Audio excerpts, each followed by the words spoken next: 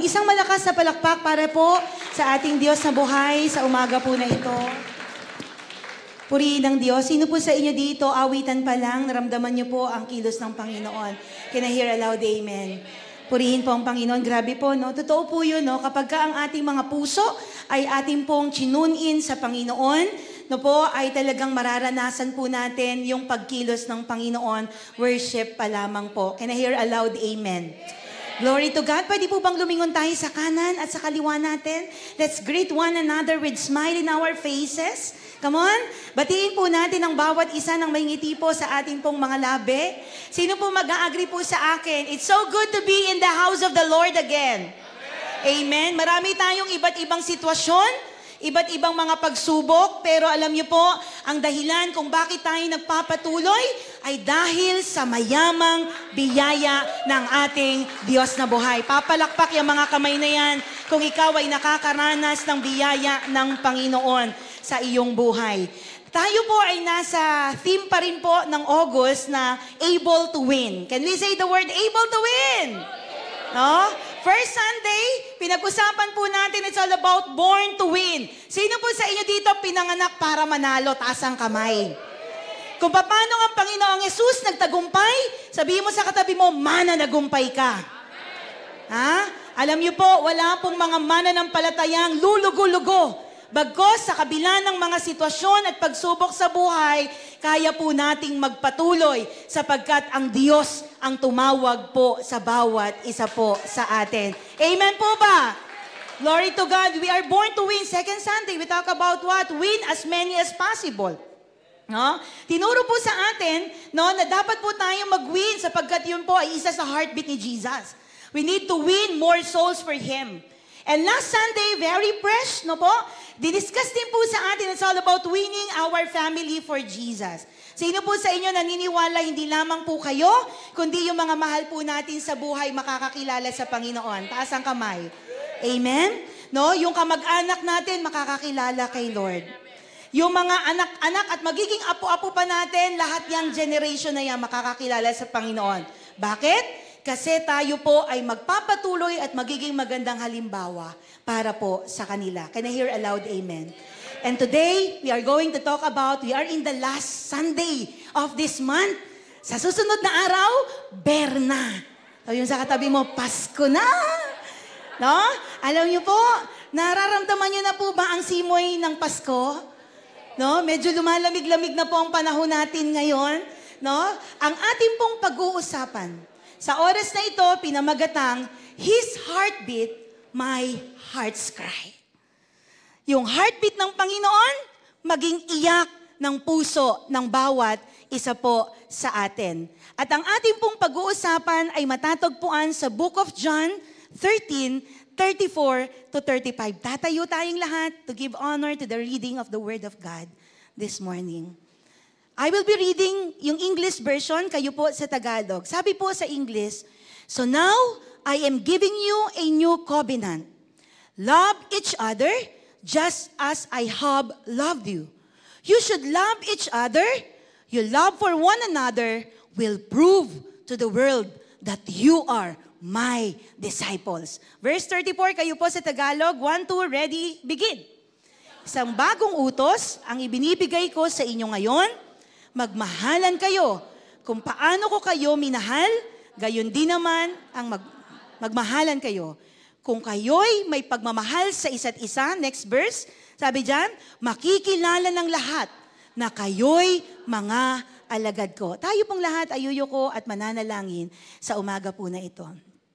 Ama naming Diyos na makapangyarihan sa lahat, we are all excited, God, to hear your word, to listen to your word this morning. Ang aming panalangin, banal na Espiritu, ikaw ay malayang kumilos, Panginoon, into our hearts this morning. At naniniwala kami, Panginoon, that without you, wala kaming magagawa. Holy Spirit, take charge, Panginoon, na patuloy na magbigay sa bawat isa po sa amin ng karunungan na nagmumula sa iyo upang aming maunawaan ang iyong salita sa umagang ito. Ikaw po ang magbago ng aming mga puso, magbago ng aming mga kaisipan upang aming maisapamuhay ang aral mula sa iyong salita. Maraming salamat po sa umagang ito.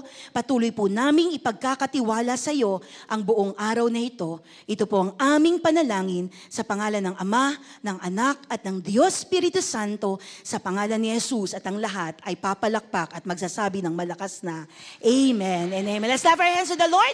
Sige po, tayo po ay makakaupo sa presensya po ng ating Panginoong Hesukristo. The love we express to one another is a living testimony that we are the disciples of Jesus. Yung pagmamahal na ating pong ipinapamalas sa bawat isa po sa atin ay pagpapakita na tayo po ay totoong mga disipulo ng ating Panginoong Hesukristo. Can you hear a loud amen on that? No? Sabi nga, ang pag-ibig daw na ipinapahayag natin sa isa't isa ay isang buhay na patotoo. Sabi mo sa katabi mo, buhay na patotoo. No? Na tayo'y mga disipulo ni Kristo. Pag marunong kang magmahal, you are the disciple of Christ. Malalaman ng tao kung yung ating salita ay walang bisa, walang, alam niyo po yung, walang tunay na damdamin. Pag sinabing I love you, alam ng tao, ramdam nila pag hindi totoo at totoo. Sino po mag-a-agree? Alam nila, if we cared, no? Sa salita natin, malalaman na nila, pag nakita nila, hindi ba, pastora, sa tono ba yon? Wala po sa tono. Pero ramdam nila, if we truly cared, or if we truly love them, no? Malalaman po ng mga itaong ito, sapagkat ang tunay na pagmamahal ay ipinapahayag po mula sa ating mga puso, no? A true love will express from our hearts. Can I hear amen on that?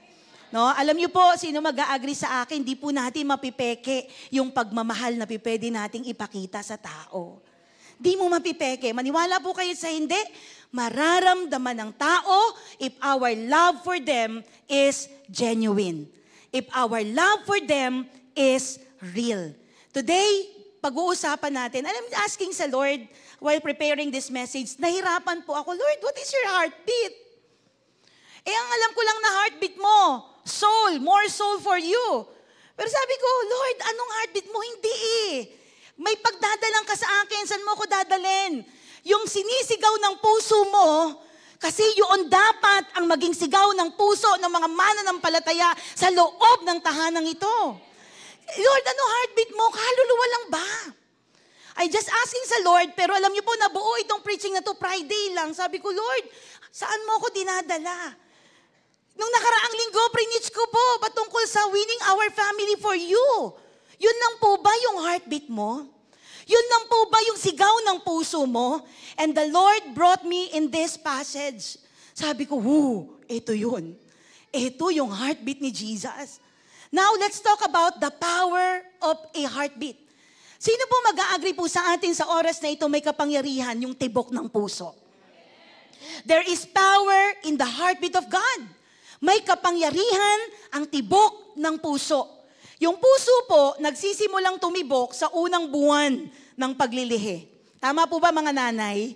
Pag 1 month na yan, yung mga nanganak na, taas lahat, kamay lahat ng nanganak. Ayan, salamat po sa mga kamay na yan. Tama po ba? May heartbeat na yan pag may 1 month na yan. No? Pagpunta niya sa ospital, sasabihin sa iyo ng doktor or ng kumadrona, ayan, may nadidinig na ako. Ayan, may heartbeat na siya. Ano po ba yung halaga ng heartbeat? Mula sa sandaling ito, na pag ang heartbeat ng isang bata ay tumibok, hanggang sa sandaling ito ay huminto, ang puso po ng tao ay walang pagod na gumagawa na bigyan po tayo ng buhay. Ngayon nakatayo ka, nakaupo ka ngayon, nandiyan ka ngayon sa iyong kinalalagyan, the very purpose why you are there, it's simply because of your heartbeat. Heartbeat. Tug, tug, tug, tug. Tama po ba? Pulsuhan nyo nga po yung katabi mo, may heartbeat pa ba yan? Hello, may kausap po ba ako ngayon? May heartbeat pa po ba tayo? Kapag ang puso ng tao, sino mag-a-agree, tumigil sa pagtibok, ang katawan mamamatay.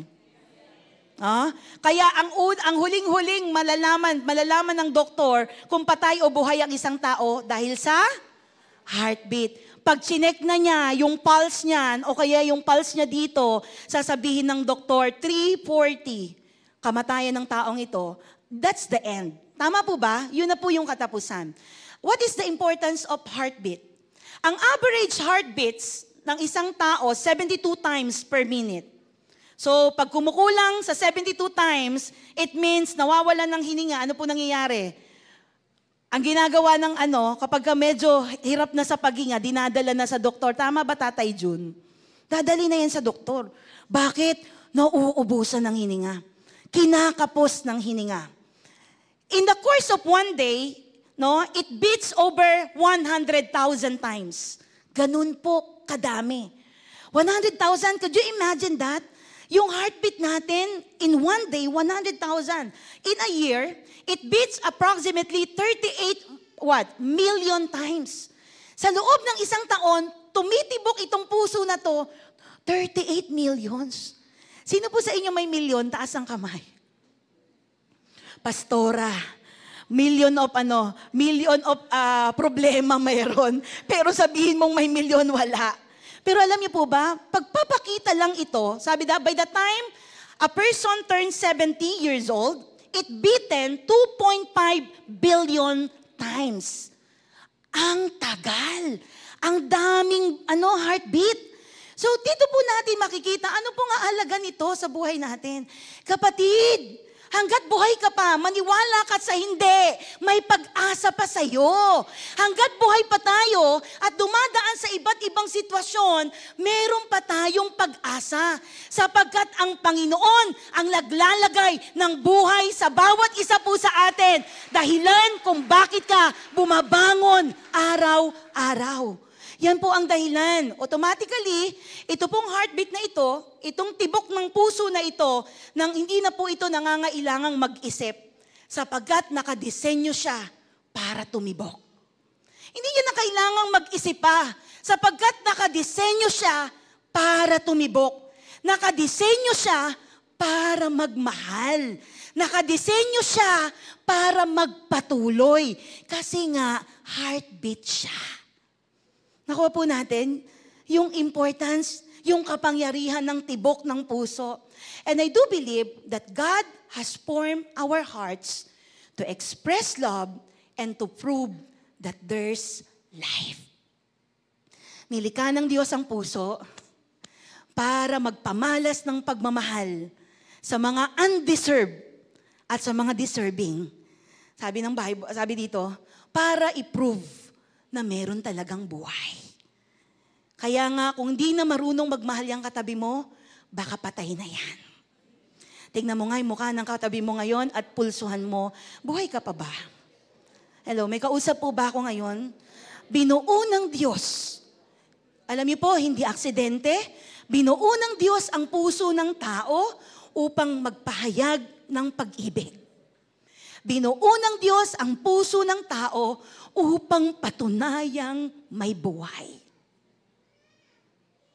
Patunayang may buhay. Kaya kung di ka na nagmamahal, baka buhay ka sa pisikal, pero patay ka na espiritual. Sige nga po, lagay natin yung kamay natin, yung pulso natin dito sa puso natin. How many beats? Pastor, ang bilis. Pag mabilis, ibang usapan din po ba yan? Ibang usapan. Tama po ba? Si Amon, pag mabilis yung heartbeat niya, sabi ko, bawas ka rice, bawas ka rice. Tama po ba? Pag mabilis, pero pagka normal lang, okay pa yan, buhay yan. Tama po ba? Pero malalaman mo na buhay ang isang tao pag may pulso. Ang tanong, kamusta pulso ng puso mo? That rhythmic impulse, that rhythmic beat under your palm testify of God's purpose in our life. Ibig sabihin, buhay pa ako, mayroon pang papagawa sa akin ng Lord. Itong mga nakakaraan, nag-aalala ko kay Amon, kasi bago po ako mag-preach sa Norsagaray last Sunday, sabi niya, Mami, nakaupo po ako sa office. At ang sabi niya, sana, Mami, pag tayo na walang lahat, sana ma-rapture na lang tayong lahat. Yung sabay-sabay at hindi tayo hiwa-hiwalay. Sabi ko naman sa kanya, anak, hindi pwedeng mangyari yon. Kasi ang Panginoon lang ang magsasabi kung sabay-sabay tayong mamamatay.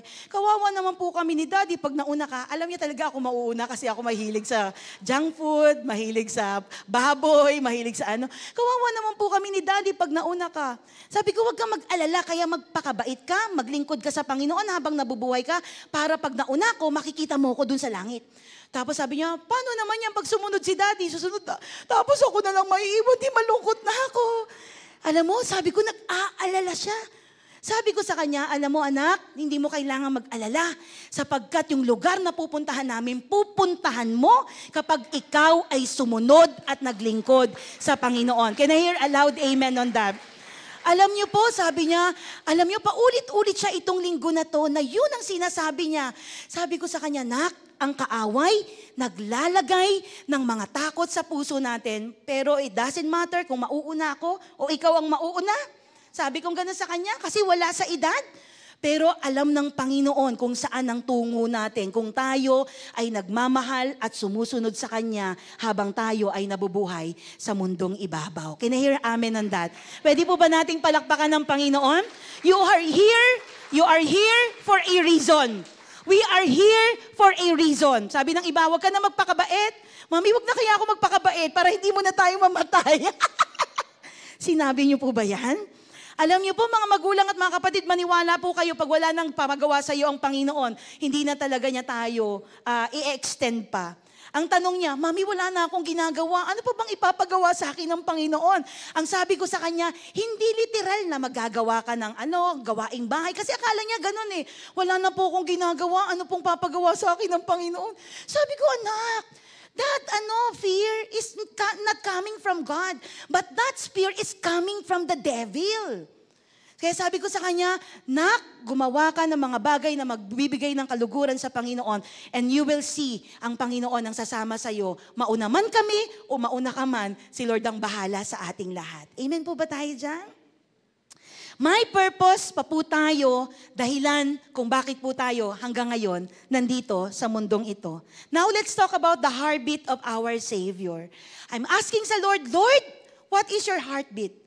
Because your heartbeat must be my heart's cry. Dapat yung heartbeat mo, siyang iyak ng puso ko ngayon.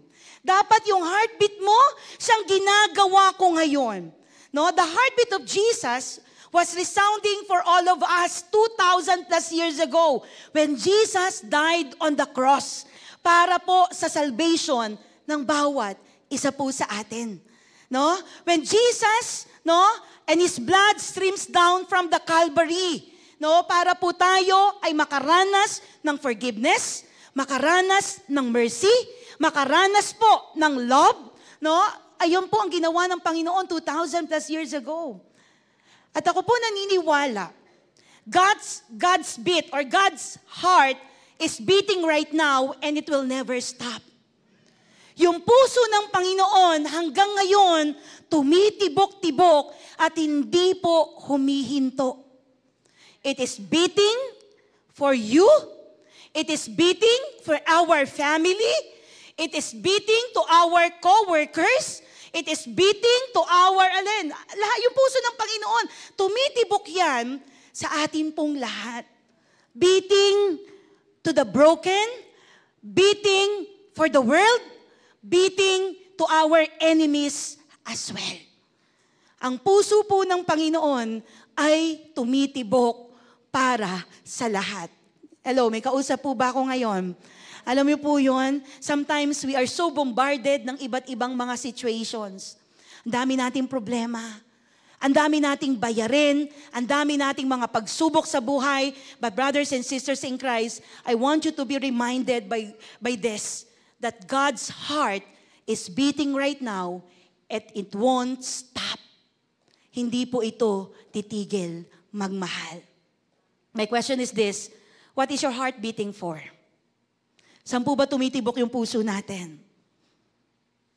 Is it for earthly or eternal treasures? What is our heart's desire? Ano po yung laman ng puso natin? What is our desire for God? Do you long to have heavenly heartbeat like our Lord? Ano po ba yung nais nating lahat? Maniwala po tayo, no, mga magulang at mga kapatid, ang Panginoon po nakikita yung laman ng ating pong mga puso. Kung titignan ng Panginoon yung ating mga puso, ito po ang gusto ng Panginoong makita, yung nagbibit yung ating mga puso for Him alone. Can I hear aloud, Amen? Ang tinitignan ng Panginoon, sometimes wag nating tignan yung mga sitwasyon natin. Kung laging emosyon lang ang titignan mo, kung laging disappointments lang ang titignan natin, ang daling magpasakop sa mundo. Hello, may kausap po ba ako ngayon? Ang daling makonquer tayo ng mundo. But when we look unto Jesus, the finisher and the perfecter of our faith, even though hindi maayos ang sitwasyon natin, even though sometimes we are tired and weary, even though sometimes, alam niyo po yun, hindi maganda at hindi smooth ang nilalakaran natin, kaya mo pa rin magpasalamat sa Panginoon. Bakit? Kasi maliwanag sa iyo ang dahilan ng pagkatawag ng Diyos sa iyong buhay sa mga oras na ito. Can I hear aloud, amen on that? Ano po sabi ng Bible? If we love one another, no? This is the distinguishing mark of a disciple of Christ. No? Doon mo daw makikita na disipulo ni Kristo yan. Oh, nagmamahal. Tingnan mo nga yung katabi mo, mahal niyo po ba yan? Mahal po ba natin lahat yan? Alam niyo po, sabi ko sa Lord, bakit yan yung greatest commandments? Pwede namang greatest commandments, win soul and make disciple. Naisip niyo po ba yon? Pero bakit sabi ng Panginoon, the greatest commandments, love the Lord your God with all your heart, soul, mind, and strength. Kung merong number 1 na tibok na puso ang Panginoon, mahalin mo siya nang higit sa iyong buhay. Buong puso, buong lakas, buong kaluluwa. Ang sabi ng Biblia. I'm just asking sa Lord, Lord, what is your heartbeat? Totoo po ba, winning soul lang ang heartbeat mo? Sabi ng Panginoon, no. Kasi kung winning soul ang heartbeat ng Panginoon, hindi, alam niyo po yon, nasa ilalim siya nung pangalawa. Pero ang heartbeat ni Lord, mahalin mo siya. Sabi ng iba, Jesus, mahal kita. Sino po nagmamahal sa Panginoon? Taas ang kamay, lahat ng nagmamahal sa Panginoon. Jesus, I'm in love with you. Jesus, I'm in love with you. Tama po ba? Sinasabi natin yan, mahal natin ang Panginoon. No? Mga magulang, mga kapatid, alam ng Panginoon how much we love Him.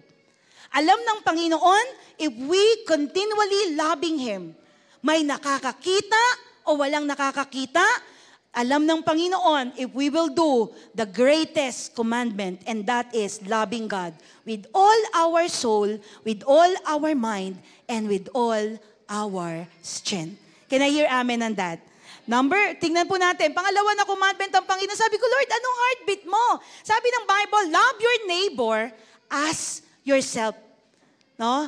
Love your neighbor as yourself. This is the distinguishing mark of the disciple. They love one another. No? Sabi ng Bible, your love for one another will prove to the world that you are my disciples. Yung pagmamahal nyo sa bawat isa, ang magpapatunay na totoong disipulo kayo ni Kristo. Malalaman daw po natin that we are the disciple of Christ if we love one another. Meaning to say, visible ang pagmamahal. Hello, may kausap po ba ako ngayon? May nangingi sa'yo ng isang gatang, tapos binigyan mo ng bato. Is that visible? Tama po ba? Alam niyo po mga magulang, mga kapatid, pag totoong nagmamahal ka, walang parinigan. Pag totoong nagmamahal ka, hindi ka ma-pride. Pag totoong nagmamahal ka, marunong ka magpatawad. Pag totoong nagmamahal ka, kaya mong kalimutan ang sarili mo for the sake of other people. Why? Because nagmamahal ka. Hindi pa pwedeng maging identity ng mga disipulo ni Kristo yung mga mayayabang. Kasi ang sabi ng Bible, ma-identify lang na disipulo ko yan pag may love yan. Pero pag walang love yan, maniwala kayo sa hindi, kahit sabihin niyang mahal niya si Jesus, hindi ko yan disciple. Na parang sinasabi ng Panginoon, ma-identify lang na disciple ko yan pag marunong yang magmahal. Kapag di marunong magpatawad, hindi ko yan disciple. May kausap po ba ako ngayon? They love one another, that is the proof na mahal po natin ng Diyos. At yan po ay nagpapa-identify tayo that we are the disciple of our Lord Jesus Christ. Kung naniniwala ka dyan, papalakpak ang mga kamay na yan para sa ating Panginoon. So lumalabas pala, pag hindi ako nagmamahal, hindi ako na-identify as the disciple of Christ. Kasi bakit? Heartbeat ang Panginoon nagmapagmahal. Ang Panginoon mapagpatawad. Pagkatapos, pinapa-identify mo yung sarili mo sa hindi mapagmahal at hindi mapagpatawad. Hello, may kausap po ba ako ngayon? In John 13:34-35, according sa binasa po natin, this passage describe what a disciple of Christ looks like. Pinapakita anong itsura pag sinabi mong disipulo ka ni Kristo. Una, mabilis lang po ako, 2 puntos lang po ako meron ngayon. Number 1, bawat isa po sa atin, we love one another. Ma-identify ka that you are the disciple of Christ kapag kaya mo nang abutin yung taong nakasakit sa iyo. Ma-identify ka at ako na disipulo ako ni Kristo kapag kaya mo nang magpatawad sa kabila ng mga ginawa nilang hindi maganda sa iyo.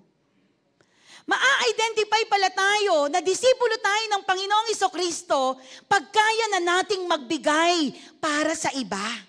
Ano po sabi ng verse 34? Isang bagong utos ang ibinibigay ko sa inyo ngayon, magmahalan kayo kung paano ko kayo minahal, gayon din naman magmahalan kayo. Maliwanag po ang verse. Sino una nagmahal sa atin? Si Jesus. Sino una nagmahal sa atin? Si Lord, si Jesus. Tama po ba? Siya unang nagmahal. Sabi ng Bible, magmahalan kayo. No? That is the distinguishing mark of a disciple of Christ. Pag marunong po tayong magmahal sa kabila ng lahat ng mga ginawa ng tao sa atin. When we love God, we will have this love to those around us. Pag mahal mo ang Diyos, hindi mahirap magmahal. Pwede bang abutin mo yung kamay na nasa kanan mo at nasa kaliwa mo? And let's say, I love you with the love of the Lord. I love you with the love of the Lord. Those who are in online right now, mahal po natin ang Panginoon. It's time for us to forgive. It's time for us to release sa lahat po ng mga unforgiveness and resentment na meron po tayo sa ating mga puso. Kapag mahal mo ang Diyos, kapag ang puso natin tumitibok para sa Panginoon, para sa Kanya, magkakaroon ng puwangang pagmamahal para sa iba. Hindi pwedeng mahal mo si Lord, pero pag nakikita mo yung bunbunan ng katabi mo, ang galit mo matindi. Hello, may bunbunan pa ba? Pastor, wala nang bunbunan. Ano na? Alam niyo po yun? Alam niyo po, marami pong mga mananampalataya, even mananampalataya. Lumalaglag po dito. That love will mark the church, no? And be a testimony to a watching world. Ang daming nag-o-observe sa atin, Christian ba yun? Talaga ba? Parang hindi. Pero alam niyo po, pag nakita nila that despite of our mga kahinaan, nagpapakumbaba tayo, despite of ating mga bagay na nagagawa, umaabot pa rin tayo, makikita nila, yan, mapagpatawad yan. Nakasama ko ata sa trabaho yan. Ayan, umaabot yan at hindi yan ma-pride. Kaya niyang ibaba ang sarili niya at kaya niyang humingi ng tawad sa mga taong hindi humingi ng tawad sa kanya. Why?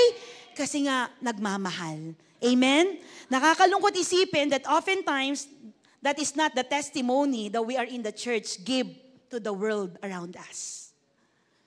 Nakakalungkot.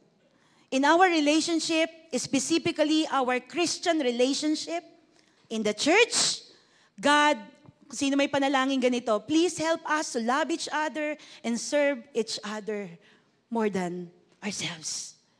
Sino po ang panalangin ganun? Lord, tulungan mo kami na magmahal gaya kung paano ka nagmamahal sa kanila.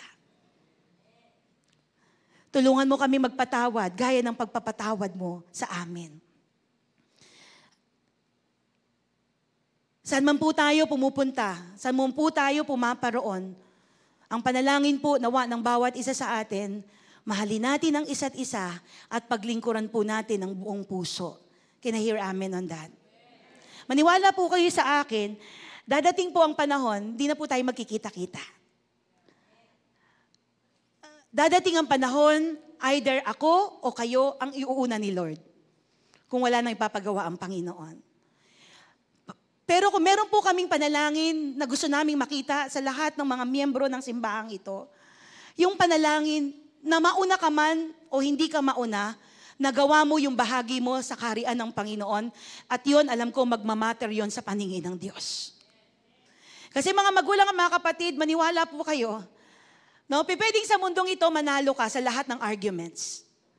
Pero only God can weigh if you are truly panalo or not. Hello, may kausap po ba ako ngayon? Pwedeng sa paningin ng mundong ito, nanalo ka because of your right judgment, but I wanna tell you, only God can judge sa kung ano ang tama at kung ano ang totoo para sa Kanya. That's why I urge you, brothers and sisters in Christ, to live our life pleasing to the Lord. Live our life pleasing to the Lord every day. Hindi lang po ito Sunday. Hindi lang po ito pag-araw ng may gawain. But pleasing to the Lord every day in speech, in walk, in our lives, in our actions. Yun, magbibigay ng kalwalatian sa pangalan ng Panginoon. At ako po naniniwala, yun ang mahalaga sa Diyos. Hindi kung ano pa mang sakripisyo ang pwede mong ibahagi sa Kanyang ubasan. Whatever is good, whatever is noble, whatever is pleasing sa harapan ng Panginoon, let's try our best na magawa yung pinakamainam para sa Panginoon. Can I hear a loud amen on that? Sino po sa inyo ang panalangin natin, God, that you would deliver us, this church, from gossip? Taas ang kamay. Lord, tanggalin mo ang simbahang ito sa chismisan. From undercutting one another. Pag nakatalikod, sisiraan, walang ganon. Sa Light Church, may kawayan. Hello, may kausap po ba ako ngayon? Alam niyo po, patawarin po tayo ng Panginoon. That the same mouth we use to praise the Lord is the same mouth we use to undercut other people. Hello, may kausap po ba ako ngayon? Sabi ko, Lord, grabe, marami ginagawa ang demonyo ngayon. But we as church, we need to be mapagbantay. Kailangan po natin maging mapagbantay.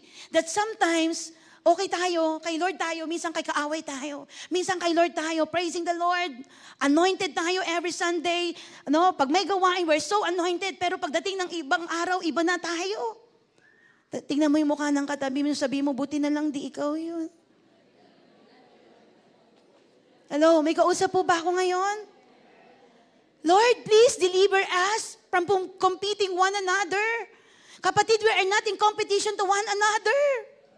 Maniwala kayo sa hindi kung yung kapatid mo tumatrabaho for the glory of God, huwag kang makipagkompetensya sa kanya. Kasi yung kapatid mo tumatrabaho, ginagawa ang pinakamainam para sa kanyang na pagsamba sa Panginoon. We are not in the competition sa ibang mga tao. Compete for yourselves. Makipagtakbuhan ka, lumaban ka para sa sarili mo.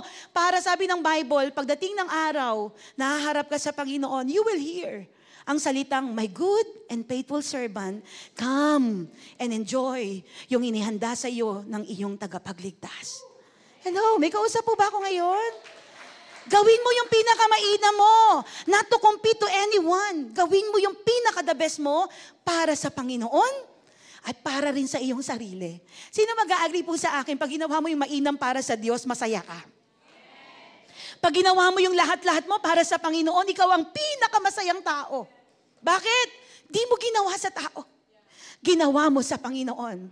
Hello, are you with me? Lord, help us to become Philippians 2 kind of way, Christian, na kung saan look to others above ourselves. Gawin mo kaming ganon. Yung mas mahalaga yung iba kaysa sa aming sarili. Hello, may kausap po ba ako ngayon? Lord, ang panalangin po namin, we ask our home, we ask our church to become what? John 13. Like, love is evident in us. Yung bang pag tinignan ka, ay grabe yun, napaka-caring yun. Di yan ganyan dati, nung di yan mananampalataya. Pero nung naging Kristiyano yun, grabe, mapagmahal yan. Hello, may kausap po ba ako ngayon? Nung hindi yan mananampalataya, hindi niya kayang umabot. Pero along the way, because nagpapaprocess siya kay Lord, Pinoproseso siya ng Panginoon in molding himself and herself. Hinahayaan niya ang Panginoon na mag-mold sa kanya. Grabe, inaalaw niya. Na kahit na maging iba yung itsura niya sa pagmumold ng Panginoon, umaaray-aray. Pero dahil maliwanag sa kanya, opo Lord, alam ko, gaganda ko dyan, mamaya-maya lang. Totoo po ba? Pag gumawa ng palayok ang isang pattern, imomold niya yan eh. Pag minolding niya na yan, sasabihin ko sa iyo, walang na-mold na hindi umaray. Masakit yun. Walang tinabingi. Piningot, pagkatapos hindi nag-ouch. Tama po ba? For sure, masasaktan yan. Walang yung kinat yung pride niya, pagkatapos, pak! Hindi nasaktan, masasaktan. But ang sinasabi dito, yung nagtitiis. Sa kabila ng molding, pinagtitiisan na magiging kamukha mo si Kristo pag ginawa ko to. Yung bang pinagkakatiwalaan yung kamay ng pattern niya, na pag natapos yung pinakamagandang plano ng Panginoon sa kanya, doon niya lang masasabi at marirealize, oo nga Lord, ito yung pinakamainam. Yung pinadaan mo ko dito kasi nung dinaanan ko na siya, naging kamukha kita. Nung dinaanan ko na siya, hindi na ako selfish. Dati selfish ako eh. Nung dinaanan ko na siya, natuto na akong maging mapagmahal. Nung dinaanan ko siya, Lord, dati hindi ako pumapayag. Ako po, isa ko sa patunay na hindi po ako pumapayag na agrabyado ako. When I was young, kahit matanda ka, I will, talagang mumurahin kita. Patunay po ako. Alam niyo po yun? Patunay po ako. One time nagsalita ako sa patay. Mga kapitbahay po namin yung kaharap. Yung mga taong nakakakilala sa'yo nung bata ka. Sabi ko, paano ba ako magsasalita dito sa mga to? Pero Lord, binago mo ako eh. Kita nila, binago mo ako eh. Alam niyo po, I started na. Sino po nakakilala sa akin? Taas naman eh. Alam niyo po, buhay ko nung bata ko, tama? Alam niyo po, pero alam niyo po, nakatayo po ako sa biyaya ng Panginoon. Kung dati, yung nag-invite po sa akin, minura ko yun nung bata ako eh. Yung nag-invite sa akin, kasi chinichismis niya kaming magkakapatid, minura ko yun ng bata ako eh. Pero alam niyo po, grabe ang Panginoon. Sabi niya, makinukulit niya si Mama, pumunta daw ako doon para mag-share ng gospel. Pero sabi ko sa Lord, Lord, sigurado ba yan? Pupunta ako, minura ko to ng bata ako eh. Pero it's about time na humingi ng tawad, it's about time na talagang mag-share. Alam niyo, grabe ang Panginoon. Sabi ko, kilala niyo po ako. Alam niyo, kung bakit po ako nakatayo ngayon? Biyaya ng Panginoon. Nanay Estrella, sabi ko gano'n sa kanya, kilala mo ako. Habang tinituro ko siya, kilala niyo po ako. Tama po ba? Kilala nila tayo, yung buhay natin. Pero pag nakita nilang may pagbabago, pag nakita nilang from glory to glory, inaayos ng Panginoon, alam niyo po, paniniwalaan nila that we are the disciple of Christ. Kasi bakit? May pag-ibig, may pagmamahal, may pagpapatawad. Kita sa buhay natin na kaya nating umabot sa kabila po ng lahat ng ating mga differences. Number 1, sabi nga, yung passage na to, it reminds us to love one another. It calls us to love one another. And lastly, I want to end on this. Pangalawa po, na prove the disciple looks like, love like Christ. Malalaman mo na ang isang disipulo po, siya po ay alin? Disipulo ni Kristo. Pag nagmahal na yan, unconditional. Pag nagmahal na yan, kagaya ng pagmamahal ni Kristo. At si Kristo dinuraan, pero hindi gumante. Si Kristo ginawa ng masama, pero hindi niya inayaan na magkasala siya. Same as we, brothers and sisters in Christ, if we are the disciple of God, of course, nakakadanas po tayo ng iba't ibang mga hindi magagandang karanasan. And I am one of that. Sobrang dami. Pero alam niyo po, may laban is not only may laban. May laban is also the laban of God. Kasi bakit? Simula nang binigay ko yung buhay ko sa Panginoon, hindi na. Magsasalita ka, okay lang. Mananakit ka, okay lang. Alam niyo po yun? Hindi po ba, Pastora, binibigyan natin sila, na-allow lang natin sila na ulit-ulitin yung ginawa nila sa atin? No! Hindi po. That sometimes, the Lord allowing us to be hurt, kasi ang inaalaw na ng Panginoon, ikaw na ang subukin. Hindi na pala sila. Kaya nga mga magulang at mga kapatid, pag may mga twist at turning points sa buhay natin na minsan it's so hard to accept, no? Ang lagi nating dadlagay sa isip natin, Lord, what is your plan? What is your next plan? Baka mamaya wala ka ng plano sa akin. Kasi pag ang tao okay lang wala ng plano sa akin, pero ikaw, pag wala ka ng plano sa akin, Lord, hindi ko kakayanin. Hindi ko kakayanin. Hindi tayo mapapagod magmahal sapagkat ang Panginoong Hesus di napagod magmahal. Hindi tayo mapapagod magpatawad sapagkat ang Panginoong Hesus di napagod magpatawad. Hindi ka mapapagod umabot. Kasi bakit? Ang Panginoong Hesus hindi napapagod abutin ka araw-araw. Mga magulang at mga kapatid, huwag nating hayaan na tayo bilang mga mananampalataya, tinawag ng Panginoon na disciple, ay hindi namumuhay sa pagiging disciple ng Panginoon. Hello, may kausap po ba ako ngayon? Alam niyo po kung sino tumutulong sa atin para magmahal? Si Jesus. Di mo kayang magmahal. Di ko kayang magmahal. But only God, only Jesus, help us to love one another.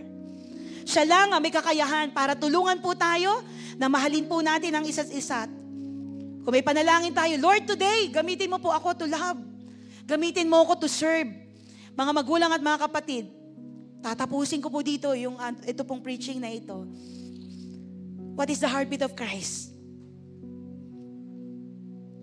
To love Him. What is the heartbeat of Christ? To love one another. Yun ang puso at damdamin ng Panginoon. Lord, kung may panalangin ako, yung damdamin mo, maging damdamin ko. Mahirap, madali? Mahirap.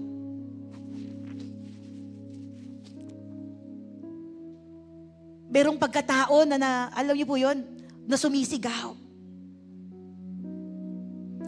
Huwag ka lang magmahal when you are incomfortable. Oy, nasa mood ako, yakapin kita ngayon, nasa mood ako ngayon. No. Kahit wala ka sa mood. Oy, nasa mood ako, nang patawarin kita ngayon, patawarin na nga kita. No. Kahit wala ka sa mood, we need to love like Christ. Aabutin kita ngayon kasi nasa mood ako. No!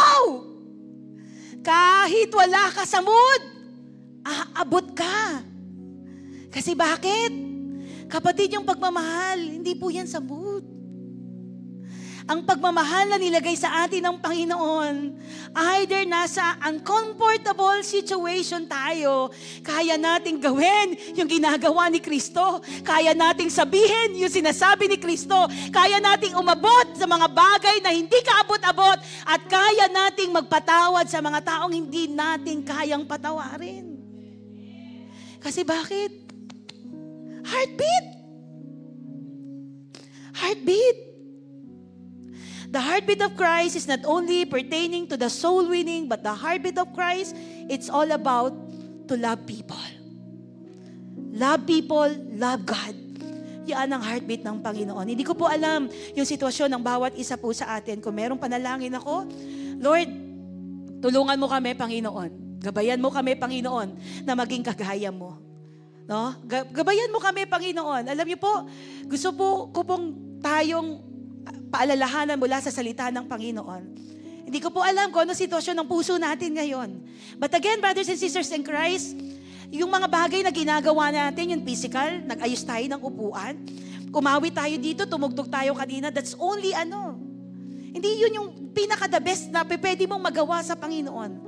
Pag nakita ng Panginoon na yung puso mo, ayos, maniwala po kayo sa akin. Yun magmamatter sa Panginoon. Sa oras na ito, hindi ko po alam ano ang iyong sitwasyon sa harapan ng Panginoon. Pero alam niyo po, ako po naniniwala, buhay lang ang pwede nating ibigay. Lord, i-offer namin yung buhay namin sa iyo. Sapagkat wala kaming pwedeng ibahagi sa iyo. Wala kaming ginto. Wala kami ng kahit ano, Panginoon. Pero yung buhay namin, pwede namin i-offer sa iyo. Sa oras na ito, tatayo po tayong lahat sa presensya ng Panginoon. As you close your eyes and bow down your head, if you really love the Lord, just express your love for Him right now. Lord, mahal kita. At lahat ng nagmamahal sa Panginoon, kinakalimutan yung sarili niya. Lahat ng nagmamahal sa Panginoon, inuuna ang iba more than himself, more than herself. Lahat ng nagmamahal sa Panginoon, kayang umabot. Kayang magpamala sa kabila ng mga pains, sa kabila ng lahat ng kanyang nararanasan. The very word of the Lord is true. Mga magulang at mga kapatid, patuloy na i-tune in po natin yung ating mga puso sa harapan ng Panginoon right now. If you really want to express your life to Jesus right now, while singing this song, Jesus, I'm in love with you. Mahal kita, Panginoon. I just want to express my love for you. Lord, I just want to surrender my life to you. Gusto ko ibigay yung buhay ko sa iyo, Panginoon. Wala akong pwede, Panginoon, ibahagi sa iyo. Maliban sa buhay kong ito. Church, as you close your eyes and bow down your head, the very word of the Lord is true. Hayaan mo that word will penetrate into your hearts and mind para makita ito sa ating pong mga buhay mula sa oras na ito hanggang sa mga susunod na panahon. Hallelujah. Ora karabasi karababahay. Let's sing the song to the Lord. Say it to Jesus right now. Express your love for Him. Express your love for Him. Mahal kita, Panginoon. Hallelujah. Take me deeper, deeper in love with you. Jesus, oh, we bless your name. Come on, church, just open up your heart to Him right now. Jesus, I want more of you. If you want more of Him. Jesus, Hallelujah. Gawin mong altar yung kinatatayuan mo sa mga oras na ito. Ora karabasi karabababahay. Pour out your heart. Pour out your heart to the Lord right now. Ora karabasi karabababahay. Hallelujah. Lord, we want your heartbeat. Be our heart's cry, God. Ora karabasi karababahay. Say it to the Lord. I'm in love with you, Jesus. Jesus, I'm in love with you. Yes, oh God. Come on, hallelujah. Express our love for Him. Oh, Rakarabahay. Lord, we want your heartbeat. Be our heart's cry today. Oh, Rakarabahay. Jesus, I want more of you. We want more of you. Jesus, I want more of you. Draw me closer, closer. Bisa mo pangawitin sa Panginoon sa oras na ito. Gawin mo panalangin sa Diyos right now. Oh, Rakarabababababababababahay. Oh, Rakarabababahay. Lord, hallelujah. Lord, continue to break every bandages, every manipulation of part of the enemy in our lives. Oh, Rakarabasi karababahay. Deeper in love with Oh, we want more of you. Jesus, I want more of you. If that is your prayer this morning, Jesus, I want more of you. Of you. Draw me closer, closer to your heart. Binibigyan ko po kayo ng pagkakataon sa oras na ito to come to the Lord right now. Open your heart to Him. Sabihin mo sa Panginoon whatever inside of your heart right now. Sabihin mo sa Panginoon yung laman ng puso mo sa mga oras na ito. Kapatid, ikaw ang patuloy na nakakaalam ng iyong sitwasyon. At higit sa lahat, alam ng Panginoon what is in your heart.